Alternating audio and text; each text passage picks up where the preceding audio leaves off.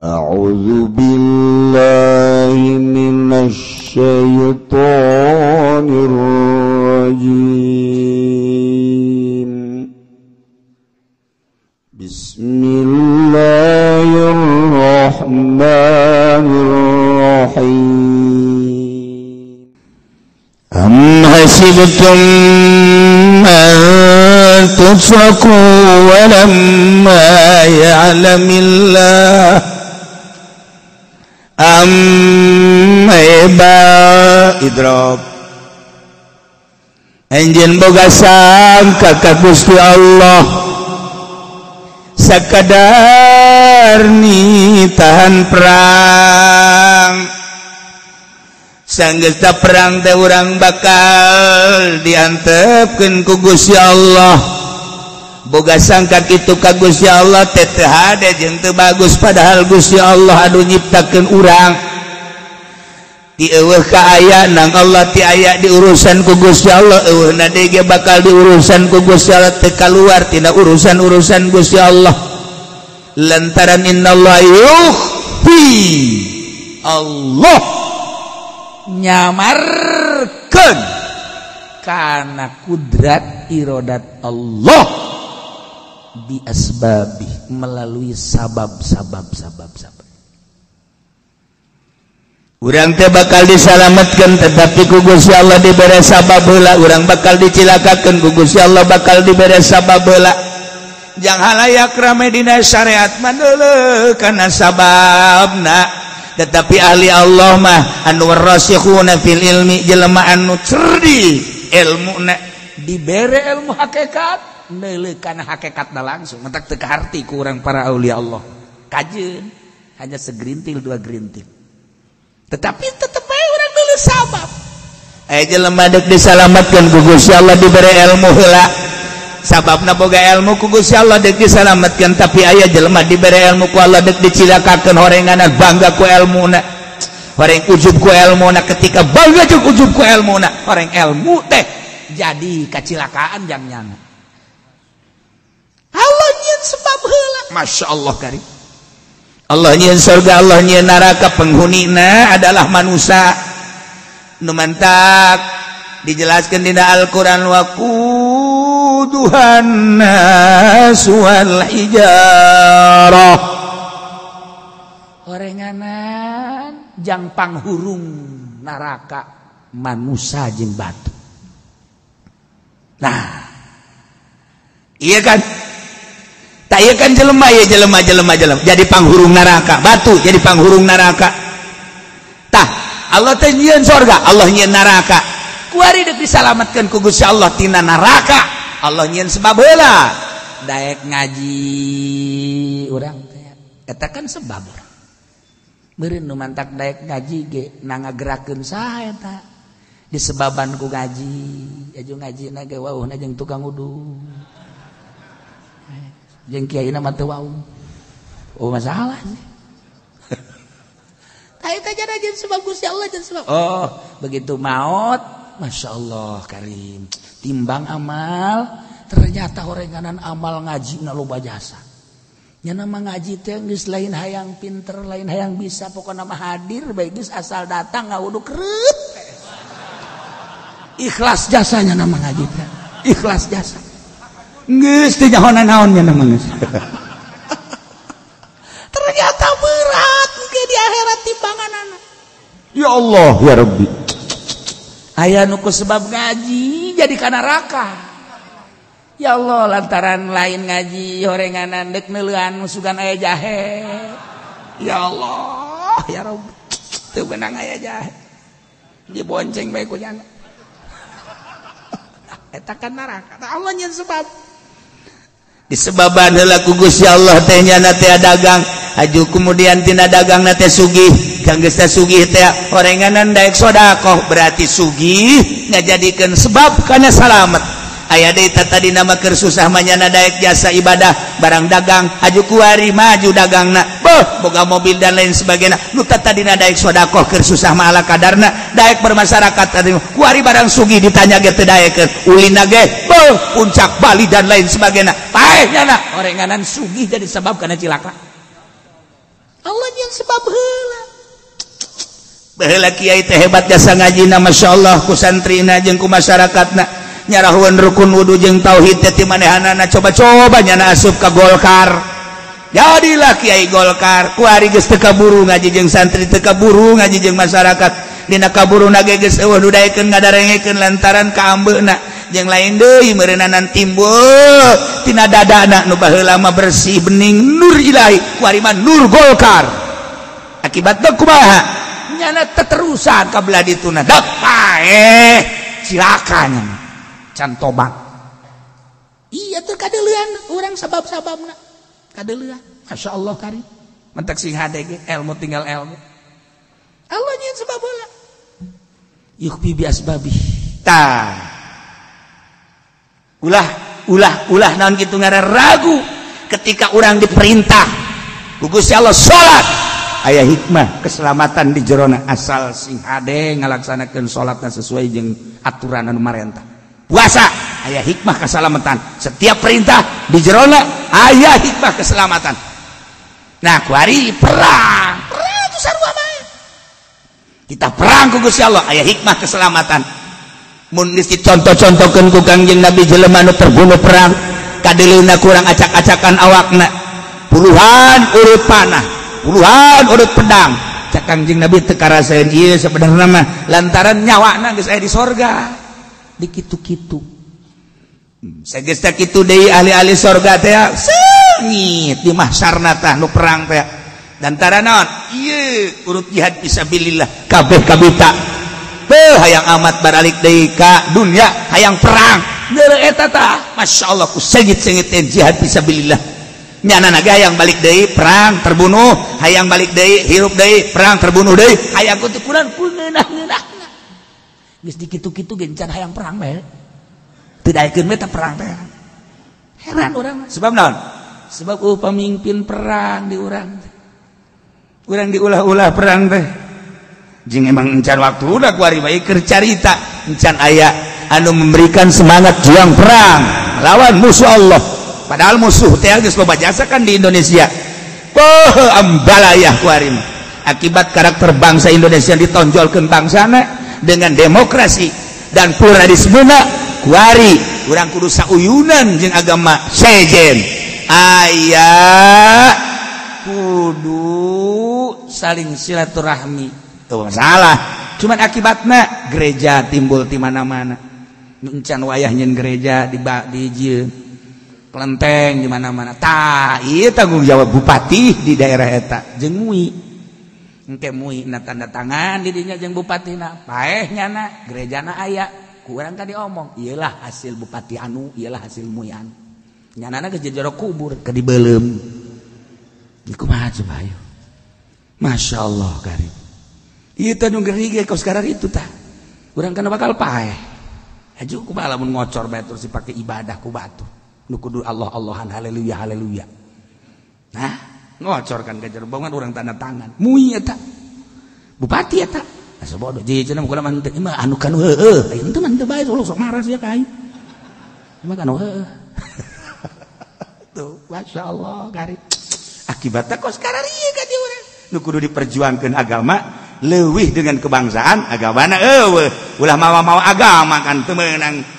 Di negara demokrasi bola mau agama terpisah agama jeung negara agama negara agama dipimpin ku masing-masing nah hegae masalah akibatnya serangan-serangan ti non Islam seperti ieu nah enggak nyanggakeun ieu baja agama-agama urang negara-negara urang bangsa-bangsa urang ke mayoritas tapi berlagam minoritas ku ari teh nanaonan urang di mata bangsa naon ditonjolkeun ku urang ngomong saeutik teu meunang komo di zaman Pak Harto mah tangkap gebruskeun gampang gebruskeun sabaraha puluh jeung ratus kiai anu ditangkap paeh di penjara masalah gerak Allah nganu bermasalah Pak Harto na ku ari jero kuburan je emang teu bermasalah naon ciri bermasalahna jelema dititahan zarah ka Pak Harto teu daraekeun ka Gus Dur jelema diulah-ulah zarah bae Bung Karno geus dipindahkeun ku ari ka ditu dititah ulah zarahan Bung Karno jararah bae ka Bung Karno mah kamari ieu kan dititah zarah ka Pak Harto diberean duit diberean Haji Pendi di jameunang ki Budoli nya teu meunang teh jarahnya ka ditu nipu nya nama eta pajar proyek kunyana tuh. Ciri hese sebab naon di benak hatina lain agama. Bung Karno lantaran agama ditahan ulah zarah bae. Hese kemaksud teu pataliru jeung ruh. Hese tah kos kitu. Urang ka Banten Ambalaya kuburan teu nanyakeun ieu kuburan saha, ieu kuburan saha, ieu kuburan saha. Sugan deuk zarah kana saja henteu. Di bejaan ge ieu Kiai anu ieu ke henteu aya mun ka Maulana Hasanuddin bae. Henteu ieu ge incuna. Sabodok mun ka Maulana Hasanuddin bae. Hese atuh kuwajib bae. Ih, urang ka Cirebon. Ieu kuburan Ambalaya di memehna sugan hayang zarah tuh henteu. Teu wau aja. Henteu cenah ieu anu henteu. Hiji we Syarif Hidayatullah. Sakitu bae. Roh urangna nyambungna ka dinya. Paling ya nyaho doang assalamualaikum ya ahlal kubur pamit bari liwat. Kayaknya perebut pan. Kumsalam haga sakitu bae. Fatihahan atuh hoy. Karek salam doang cenah. Ya Allah ya Rabb. Dah. Ieu. Am hasibtum an tutraku marane kabeh boga sangka bahkan aranjeun boga sangka bakal disayomkeun diantepkeun ku Gusti Allah. Bari Gusti Allah teh teu nyahoun ka jelema anu perang dengan ikhlas. Boga sangka seperti kitu ge teh eta teh jauhkeun ulah boga sangka seperti kitu sama sakali ulah. Ulah rek boga sangka bahwa Allah teh nyayomkeun anjeun ngantepkeun anjeun. Ulah boga sangka Allah teh teu nyahoun kana perang fisabilillah ikhlas. Ulah boga sangka kos kitu. Jeung teu ngajaradikeun sebagai walijah, sebagai kacinta, sebagai kadeudeuh, kaasih. Babaturan-babaturan selain daripada Allah, Rasul jeung mukminin. Ulah hiji Allah, Rasul jeung mukminin. Jadikeun ku urang sebagai kekasih, sebagai piton. Hiji we eta ulah dianggap Allah teh nyahoun.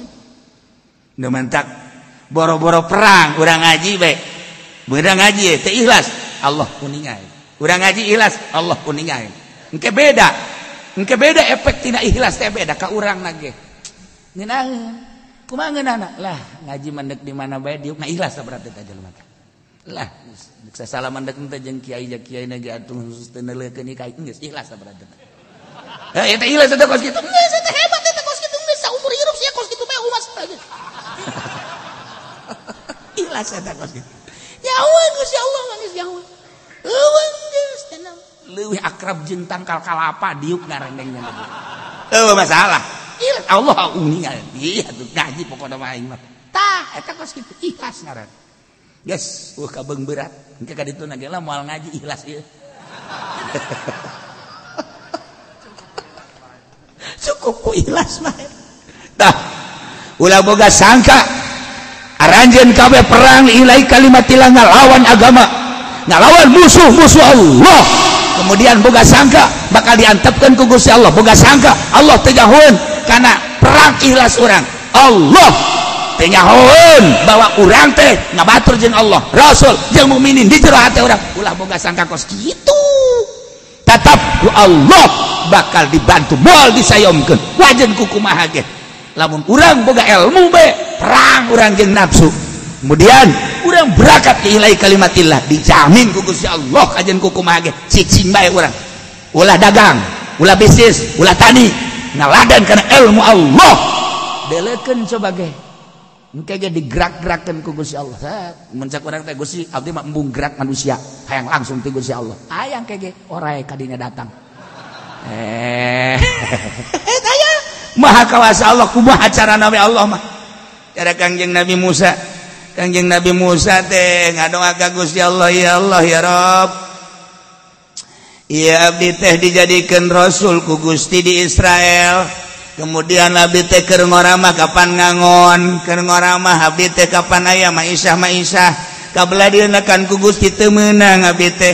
Tani teu meunang, ngangon teu meunang, dagang teu meunang. kemudian iya abdi Gusti bisa dahar abdi jeung keluarga abdi teh aya orang-orang Israel anu kadang-kadang mawakeun Gusti tapi tina babawaan orang-orang Israel teh ternyata loba Gusti apakah seperti ieu Gusti mere rezeki ka abdi coba eta cak Gusti Allah kemana bingung-bingung amat Musa atuh geus bae dahar laksana lain kitu Gusti apan kudu dagang kudu tani abdi teu beunang ku Gusti haju dibawakeun ya rahasiana cek Gusti Allah setiap rasul jeung setiap nabi berbeda-beda ka anjeun bah ku aing dikiriman maksudna naon lantaran orang-orang Israel loba anu bisnis loba anu dagang loba anu tani lamun teu disalurkeun melalui anjeun nyana engke moal menang ganjaran geus kuari sodako ka anjeun lain kudu didahar bae ku anjeun leuwihna tina dahar sok tasarupkeun jang syiar agama Islam abeh babarengan nu itu tani nu ieu dagang engke mere ka manehna makan teu hayang sapira maneh nyaho aing ge cek Gusti Allah tetapi leuwihna ulah sok disekep sok kuari bangunkeun kana syiar agama itu menang ganjaran engke agama maju oh rahasiana seperti eta jadi penuh rahasiana naon ge masyaallah kari mentak lamun mereta ka kiai dalakeun ku kiaina lamun hadu dicaplokan bae ku kiai koros berarti mah kiaina rek koros mah tapi lamun hadu dibangunkeun ku kiaina dipake meuli mobil leuwih ti ora koros ka mana ieu lompatna tah kudu ditinggali ku urang sebab ieu aya rahasia jelema mere menang ganjaran mun ku kiaina ditolak berarti kan teu menang ganjaran berarti mutuskeun ganjaran batur cek Gusti Allah Musa wow barang nyaritakeun kos kitu Kangjeng Nabi Musa jelas ka masyarakat teh wah atuh masyarakat bebereana pohara jasa Kangjeng Nabi Musa kan ngadoa deui ka Gusti loba teuing tah Kangjeng Nabi Musa mah kan bebeja ka Gusti Allah loba teuing coba si eta ya Allah ya Rob kakarak di Bank BRI doang itu mah coba bang lo bakene gue alhamdulillah geus nyieun rekening kiai sih boga rekening heran aing mah heran gue mah boga rekening Masya Allah rekening mah jang pejabat sama sekalian kas neraka yang bangsa naon gara-gara pengusaha rekening kiai boga rekening naon ceramah banyak ceramah maka rekening heran aing mah beres ya ente cedek bang kiai modern jadi lebih saya proposal eta kiai dunia eta kos gitu salah ente salah yang berjuang negara kudu aya ngan moal ka Allah sakitu doa moal pati wau moal atuh riweuh ku rekening marulu rekening deui proposal deui rekening deui proposal deui Masya Allah bahkan lamun orang nyaritakeun dina kitab Sanusi makan ngeri jelema bakal digiring di kuburan masing-masing ka mahsyar teh eta engke bakalna tingkahna beda-beda wa minhum ar-raqib aya anu naek kendaraan engke ka mahsyar teh wa minhum al-masy aya nu leumpang ala rijlai wa minhum ala wajhi anu beungeut tak pake leumpang panjang tak panjang-panjang di antarana deui aya wa minhum di antara jelema nu digiring di kuburan ka masyarna teh ieu rupana ala suratil khanazir beungeut babi saha eta alladzina yakuluna suhta wal muksa jelema-jelema anu sok ngadahar barang haram jeung ngadahar pajeg sakitu saha tanu sok ngadahar barang haram nu tilokna zakat dirobah engke bakal beungeutna beungeut babi ulah kaget ke lamun aja pengen di ditu beungeutna babi aduh masyaallah kolot teh babina ge mbahna babi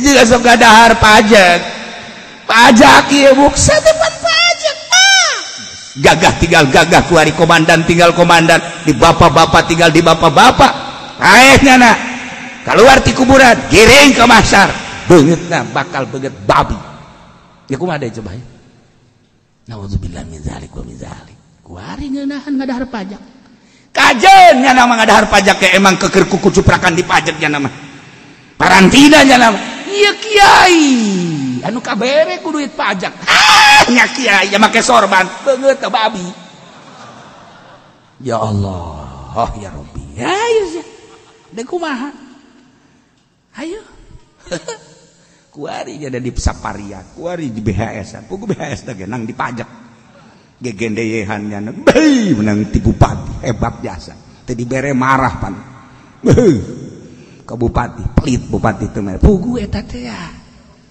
babi bisa bener mah ya Allah ya Rabb urang lamun nyaritakeun kos kitu kan muringkak bulu ji di imah aya 2 kareta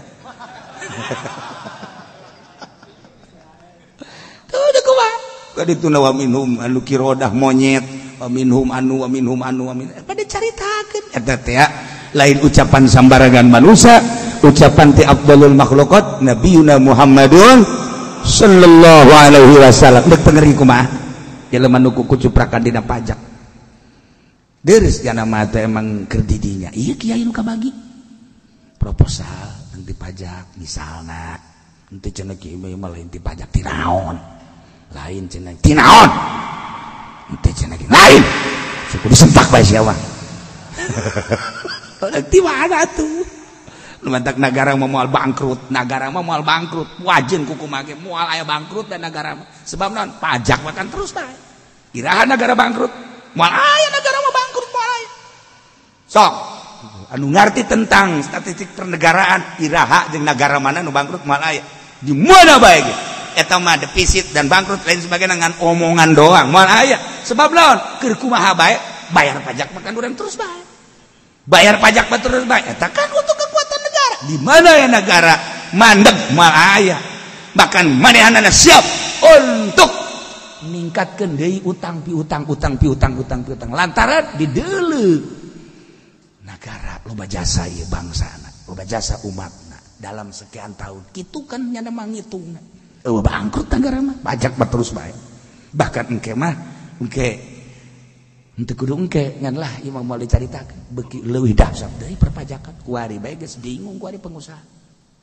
bingung menghadapi pajak engke iraja engke terserah ente geus tapan ieu kuring kesulitan pengusaha-pengusaha menghadapi perpajakan nah anu engke bakal kaditu nama segala rupa ge dipajak ceuli aya pajakan mata nu urang ti Allah ceuli nu urang ti Allah bakal kena pajak lamun teu dibayar pajakna dicokel mata sia ayo sia ayo kakarake ku ditang ka imah pager sendok piring nu geus direncanakeun engke diri urang bakal aya pajak naon ieu Gus kieu bangsa naon ini Gus kieu akibat naon ieu akibat henteu make Al-Qur'anul Karim henteu make syariat anu dikembangkeun ku Kangjeng Nabi urang Kangjeng Nabi Muhammad sallallahu alaihi wasallam akibat teu make Al-Qur'an dicaci maki akibat teu make syariat Kangjeng Nabi na dihina di Prancis geus 3 kali menghina Kangjeng Nabi dicoba ku Yahudi jelema-jelema titah ngaku nabi untuk menyaingi Kangjeng Nabi Muhammad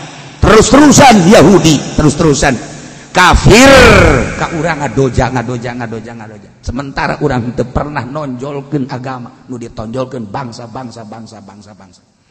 kos kieu lah sapertina nah maksudna coba bangkit semangat bangsa di bidang agama ulah isin jeung ulah sieun tonjolkeun agama urang gagarak aya nu ngahina apa itu pakai jubah mah itu mah karakter bangsa Arab bukan agama urang geus bisa ngomong kos gitu bae geus bisa ngomong apa itu siwak itu kan membersihkan lebih hebat manpul daripada siwak oh iya bawa ku sia salat manpul ka ditu ayo sia jeung Pepsoden ka dinya ngimaman hayu sia manpul make Pepsoden acak-acakan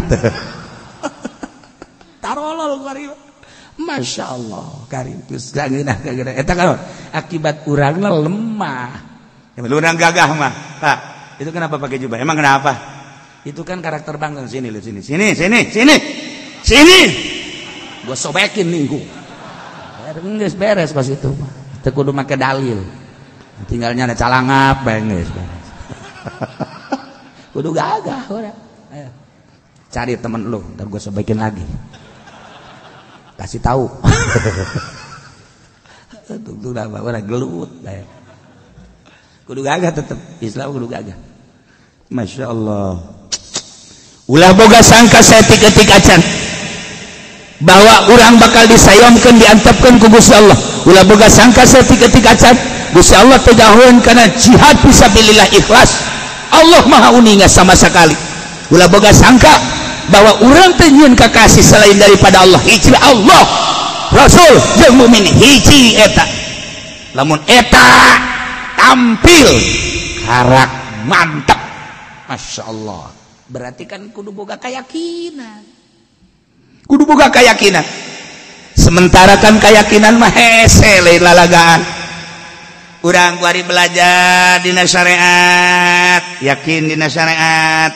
Kemudian belajar tauhid, ku yakin dina tauhid. Urang terakhir kudu ihsan, yakin dina ihsan. Sakumaha Kangjeng Nabi naroskeun tentang ihsan melalui malaikat Jibril. Dijawab ke Kangjeng Nabi, anta budallah ka'annaka tarah wa illam takun tarah ka'annahu yarak. Nah, urang ibadah ka Allah seakan heula Allah, lamun teu bisa seakan didelekeun ku Gusti Allah. Nah, eta teh kan bahasa.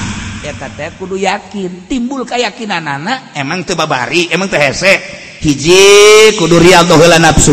Nomor kadua kudu mujahadah, merangan nafsu. Riyadhah ngajar nafsu, mujahadah merangan nafsu. Nomor katilu kudu muhasabah. Nomor kaopatna tafakkur kakarak timbul perasaan didelekeun ku Gusti Allah. Lamun geus boga perasaan didelekeun ku Gusti Allah ka mana bae berarti kan urang hayang nuturkeun perintah-perintah Allah. Sebab moal ka mana urang bakal ka Allah. Nu mantak urang ku ari lengah ge salat engke-engke datang ka henteuna teu asa didelekeun ku Allah, komo asa didelekeun ka Allah mah. Kredit urang diteruskeun teu asa didelekeun ku Allah, komo asa didelekeun ka Allah mah. Kemudian orang wani sadajan kiai nonton main bola di TV, kiai goblok kan eta mah kitu mah. Eta teh asa didelekeun ku Gusti Allah kan. Tuh, lamun asa didelekeun ku Gusti Allah mana bisa isina tuh ka Gusti Allah. Tapi hayang asa didelekeun komo asa didelekeun ka Allah kudu berjuang heula. Berjuang riyadhah, diajar heula ku urang nafsu. Berangan heula ku urang nafsu teh mujahadah ngaranna. Udang utang itu urang teh muhasabah jeung tafakur karena kemahaagungan Allah. Tafakuran ku urang pagawan padamelan asar-asar tapak-tapak Gusti Allah Subhanahu wa taala. Engke timbul sorangan yakin.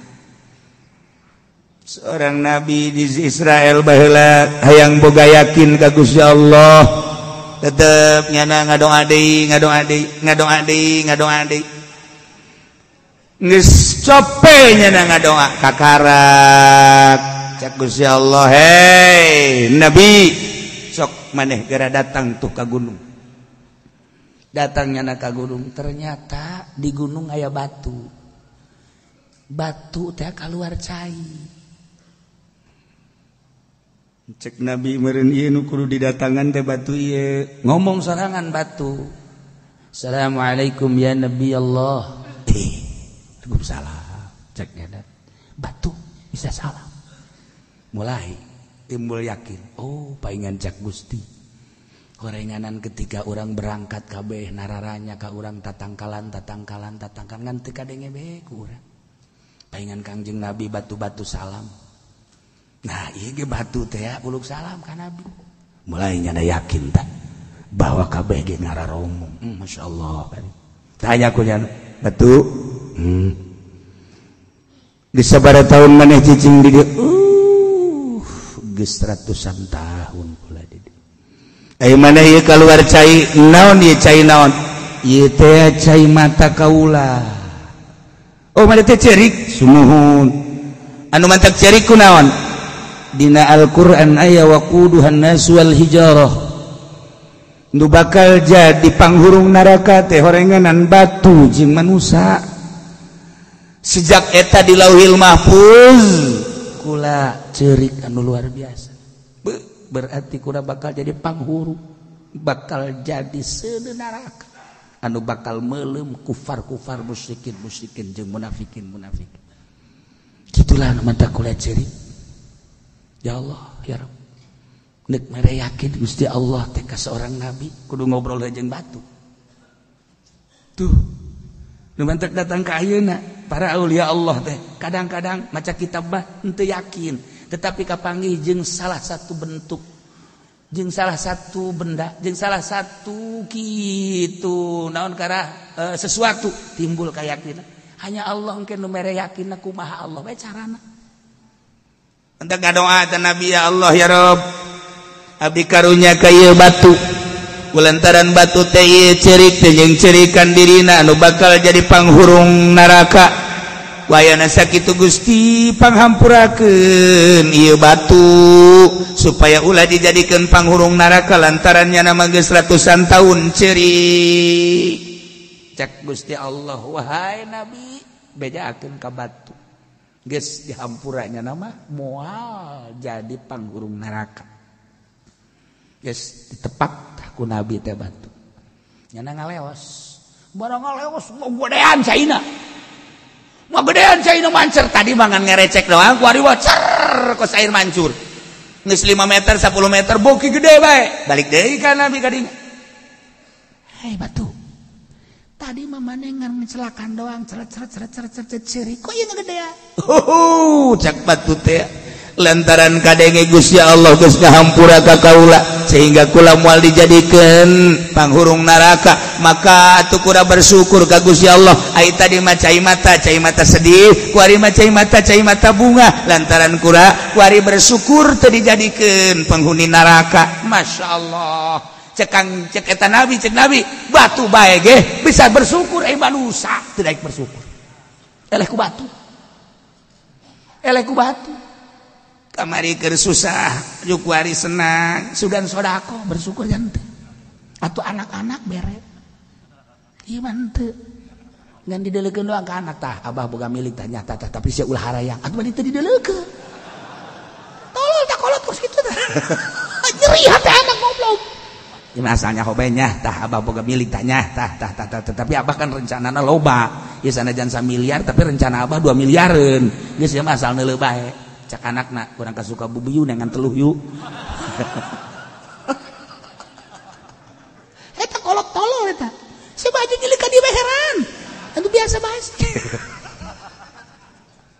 tuh Masya Allah batu bae ge cerik lantaran deuk dikanarakakeun berkah sedengkeun manusia 2 urang teu pernah cerik mendak jelema nu teu pernah cerik jeung cerikan dosa jelema ciri bahwa teu asa teh di mana-mana teu asa teh can aya tanda-tanda ahli sorga leungit sendal mah bisa cerik tapi neuleuh awewe teu pernah yang cerikan tolol teh ka jelema leungit sendal mah cerik sia kudan cerik sendal leungit sendal naon jepit ya da jepit bae diceng-cerikan udah ijek nya eta tapi ngetrekan awewe masukan cerik nya teh nyuitan sicit seserian tolol teh coba eta jelema tolol teh geus kitu eta sendal mah leungit cerik sendal jepit deui tapi karang nu bakal ka neraka teu pernah cerik teh hese metek nu bagus mah urang hudang jam 1 atawa jam 2 kemudian haju diuk heula urang ngopi ngarokok hese deui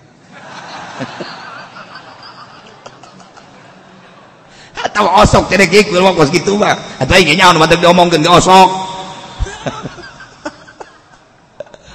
mandi heula urang nawaitul ghusla lis salamati wal afiyah abdi niat mandi jeung kasalamatan jeung kawarasan yakin ke di jero hate moal kudu gering aduh cenah ieu kakara ge saparapat jam menyahes aju mandi asana isuk influenza gering sia cada naon geus influenza sia mah gering sia kajen kukuha ge ulah boga pan geus diniatan nawaitul ghusla lis salamati wal afiyah abdi niat mandi jeung kasalamatan jeung kawarasan nu boga salamet jeung waras Gusti Allah abdi dititah ku Gusti Allah pergantian cuaca di malam hari jam 12 pinuh ku syifa adituna kewarasan nyanggakeun abdi ka Gusti Allah mandi urang gitu tambahan di samping nawaitul ghusla salamah nawaitul rafal hadatsil akbar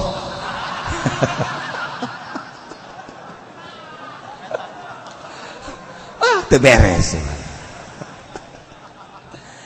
Ya Allah, beres salat tahajud. Merenung urang dirinya, ya Allah ya Rob, Gusti karasa ku abdi. Horenganan hese jasa Gusti, ieu hayang ulah berdosa, boro-boro kolbu, boro-boro ruh. Cacak-cacak dina zahir bae kaislaman mata abdi beuh ti isuk tadi datang ka maghrib. Samaruk teh mata teh nu abdi horeng nu Gusti jeung aya aturan-aturanana horenganan cak Gusti kudu ditinggalikeun kanu dihalal-halalkeun ku Gusti. Tapi ternyata berkarakter jeung berwatak sakahayang mata. Gusti cukup abdi disiksa ku Gusti ku dedeuleuan mata abdi ge mun teu dihampura teh hampura Gusti mata abdi ku lengahna abdi terasa diatur ku Gusti jadi besa kahayang abdi dula deuleu teh padahal maneuleu jeung kicep teh digerakkeun ku Gusti tapi perwatakanana anu dibikeun ka Gusti ieulah anu disambut ku nafsu sedengkeun nafsu jadi lamari setan jadi kendaraan setan ternyata horenganan kicep abdi kicep setan deuleu abdi deuleu setan padahal mana gerak-gerakeun ku Gusti tapi watak anu ditumpakan ku setan dina nafsu abdi teu bisa ngendalikeun hampura Gusti segeruk kurang ceurik ka mata doang iraha urang bisa nyencerikan kos kitu hayu coba jalain deui mata nu sok ceurik mata deuleu kadeuleuan ieu mah lain deui matana mata keranjang tah kitu sok teu para wali Allah mah sakicep ge deuleu matana ieu mata sok ceurik ge kadeuleu lain deui di deuleu matana doang geus kadeuleu oh ieu beda ya gede hutang ceurik bae kadeuleu encan irung encan ceuli dan lain-lain sebagainya mantak jelema salat khusyuk jeung teu khusyuk bakal kadeuleu tina naon ke tina gerakan salat kula pernah taraweh di jeung almarhum Abah ieu cerita almarhum kemudian cek Abah teh si eta khusyuk tah salatna kadedengekeun bae cih kok kanyahoan sih ku Abah yes asal baik taraweh kan ulah bareng cek Abah teh khusyuk tah si eta hayang nyaho kula dideuleukeun ku kula sewaktu-waktu salatna tuh lain sakali tanya getakeun tah si eta khusyuk salatna kanyahoan pas saya Haji Pendi si eta teh khusyuk tah salat teu tama variasi doang ya Allah ya Rabbi ngen lain masalah naon kok bisa kanyahoan sakula teh ieu jelema khusyuk salat kok bisa kanyahoan sih ya lila-lila ditaliti ya nanya deui ka almarhum nanya oh horenganan aya gerak-gerak anu kos gitulah jelema khusyuk oh tah kanyahoan encan gaib teh bang kos kitu masih keneh utang hitungan zahir keneh masyaallah geus kanyahoan tuh nya ikhlas ge kan sabenerna mah jero hate tapi ku gerak teh geus kanyahoan hampang jeung jelema ikhlas mah urang dek datang heug teu kajen dek sasalaman heug teu kajen dek mere heug teu kajen dek wau heug teu kajen sebab teu pernah ngadoakeun goreng wali Allah mah selalu ngadoakeun bagus jeung selalu ngajakan ka Allah bae dek nu kumaha jeung di mana bae hampang jadina tuh urang silaturahmi yuk ka mana kanu embung lah kunaon aing itu babawaan sok ditanyakeun eta kiai berat eta kos kitu teu beres kiai tah teu beres kiai asal kos gitu baik geus ikhlas eta mah kan nyambung roh jeung roh nah eta lah nu kos kara ditu ikhlas teh kanyahoan nah lantaran Gusti Allah nitah jihad fisabilillah di jero jihad teh aya hikmah-hikmah aya rahasia-rahasia jangan luhurkeun agama Allah dua hiji menang luhur agama Allah eleh surga sakitu deh rugina urang ketika berangkat perang menuju keluhuran agama Allah Subhanahu wa taala ulah boga sangka haji urang perang diantep ku Gusti Allah sama sekali ulah rek boga sangka seperti itu ulah jeung ulah pajar Allah teh naon kana gerak-gerak jihad urang berangkat perang kurang dengan keikhlasan orang Allah nyahon sama sekali nyahon age lain nyahon ade memeh kurang didamel ku Gusti Allah Allah geus maha uning masyaallah nu samar ka Gusti Allah nu samar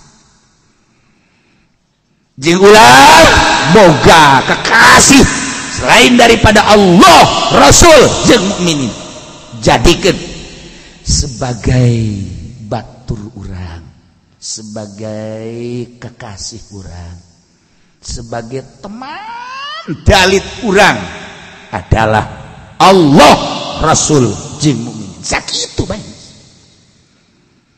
Wallahu khabirum bima ta'malun. Gusti Allah teh maha uning kana naon nu kurang didamel anu kurang dipigawe endek teh jauhan kumaha gerak bage menang ti Gusti Allah atuh Gusti teh maha uning lantaran Gusti Allah maleuwi deukeut tibatan urat genggerong wa nanu aqrabu ilaihi min hablil warid boga hirupna ge ti Gusti Allah bahkan dijabarkan ku ahli thariqah mah ana aqrabu min nutfika ana aqrabu min nafsika kaula leuwih deukeut tibatan ucapan anjeun bisa ngomong ge ngagerakeun aing atuh aing teh aya di dinya endek hese amat neangan aing nu matak sia loyong ka mana bae ge atuh aing mah nyaho sia ikhlas aing nyaho sia teh ikhlas aing nyaho gawe naon bae sia aing nyaho oh lu samar di diri aing di zat aing mah di ka mana sia lumpat ayo lu samar khabirum bimata lamun urang geus dimurokobahan eta isin gara-gara ka Gusti Allah urang mun bertingkah jeung berlagak berpagawean keluar tidak instruksi Allah urang bakal isin sebab naon pan dikanyahokeun ku Gusti Allah khabirum bimata malu isin masa urang di kiai-kiai haju nonton bola di TV kan kan isin sebenarnya mah ku batur di kiai-kiai orang kanan masya Allah kiai Jerman nih mau orang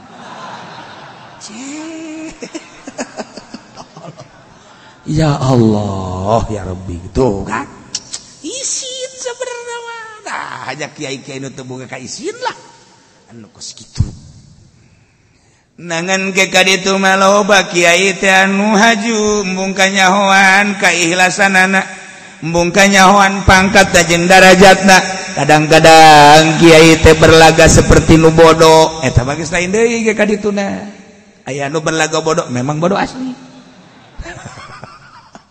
eta mah hanya Allah lah engke nu maha uningan do mantak walamma ya'lamillahu alladhina jahadu minkum walam yattakhidhu min dunillahi wala rasulihi walal mu'minina walija ulah disangka teh jauh apaleun maha uninga Gusti Allah subhanahu wa ta'ala hiji beta urang asa dikanyahokeun ku Gusti Allah sakitu baheula bakal baru ringkak bulu kullu matara setiap naon nu kadeuleu ku anjeun wa matasma jeung nu kadenge ku anjeun kana fi ilmi cak Gusti Allah eta teh aya di ilmu kaula urang ngadenge suara eta geus aya di ilmu kaula maneh ngadenge suara nu geus aya di ilmu kaula naon maneh nu dideuleu ku maneh eta geus aya di ilmu kaula nu kadeuleu ku maneh deuleu maneh nang aing deuleu nu kadeuleuna geus kanyawan ku aing atuh deuk kumaha deui tinggal urangna bae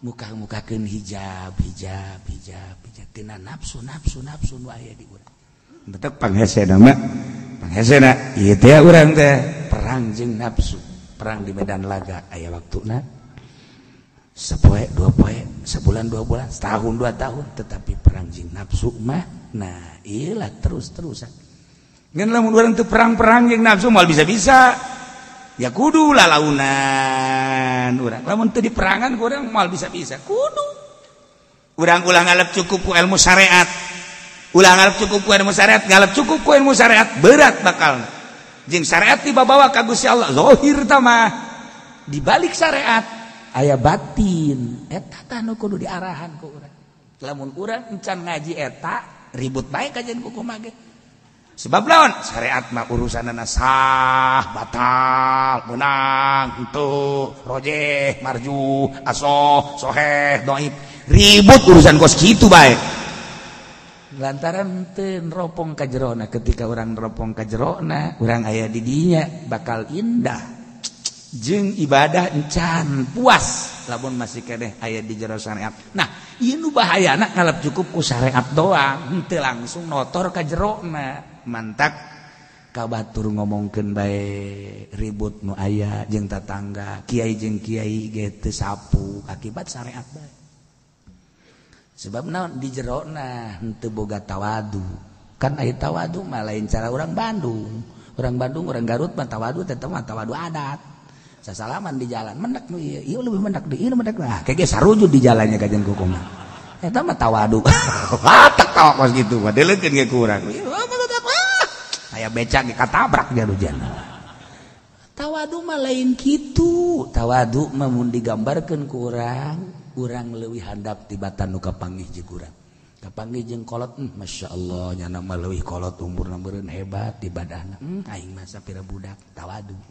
Manggih budak, nyana mah budakan ti aing meureun maksiatna ge leuwih handap, aing mah geus leuwih kolotan nyana loba maksiat, eta ngaranna tawadu. Nu kos kitu. Kapanggih jeung nu geulis, mana daekeun teu bere duit bah. Eta geus mah bajingan da mah kos kitu mah. Tawadu mah kos kitu gambaranna. Diri urang mun kapanggih jeung saha bae leuwih handap tibatannya eta tawadu, lain tawadu parahyangan, teu mah watek adat. Nah ieu tah urang mah lain, lamun di syariat bahkan lain. Begitu manggih kiai jago naonnya kira-kira ieu nyana alat samsiahna datang ka mana coba aku aing. Tah eta kan teu beres kos kitu. Kapanggih ieu sanajan bujang mah we hebat teh. Ku aing dicoba, deuk da nyoba bae tolol. Cara jelema boga penca. Asal diupna salah deh, diupna ge salah. Geus kajahoan ku aing mah pencak kos kitu diuk. Lain deui penca mah kudu. Tuh kan. Kajahoan ku urang. Tah tawadu teh kos kitu geus. Allah kan neuleukeun ka urang. Sia diciptakeun ku aing padahal mah sia pinter tapi ngarasa bodoh kapanggih jeung jelema teh asa bodohan sia jeung batur hebat amat. Teu aku berarti ku sia. Kapanggih jeung nu saluhureun asa hebatan itu kapanggih jeung nu sahandapeun asa kapanggih nu sapagodos nyana mah atuh sapagodos ge umurna doang tapi dina ibadah jeung elmuna we eueuh menangna urang teh eueuh menangna jeung batur teh eta mah lain kudu ngomong perasaan ngomong mah bisa bae abdi sinaon laib podol sero sia pusuk kagebes bugu ieu mah perasaan urang tatawadu asal geus bisa kos kitu berarti geus boga derajat munggu Allah. Efek daripada derajat lain deui sejuk tentrem tenang. Henteu pernah nyana ngadoakeun goreng ka batu. Henteu pernah teu meunangeun ku Gusti Allah dina thariqah mah teu meunangeun ngadoa ka batur ya Allah ya Rabbi manganu ka abdi teh kos kitu kirim galedeg bae Gusti. Batak sejuk bae jeung ahli thariqah mah. Sebab naon? Ya Allah ya Rabbi meureun kasalahan abdi aduh nyanggakeun we ka Gusti tetep bae nyana bendueun ka abdi tapi ku Gusti ulah dipake ka bendu. Keun bae ditanggung ku abdi ka benduna. Abdi mah teu bendu. Nyanggakeun sadaya-daya. Tuh. Jadi eueuh gorengna jeung batur teh. Batur gregeteun ka urang, urang teu pernah greget ka batur. Batur ka urang ngagorengkeun, urang teu pernah ngagorengkeun. Ngeunaheun bae ka nu aya. Eta tawadu ngaranna ka Gusti Allah. Sebab naon? Iget kabeh gerak nang Gusti Allah. Neuk dikumahakeun atuh jak kabeh ge nang Gusti Allah. Kan ngeunaheun. Ngomong mah.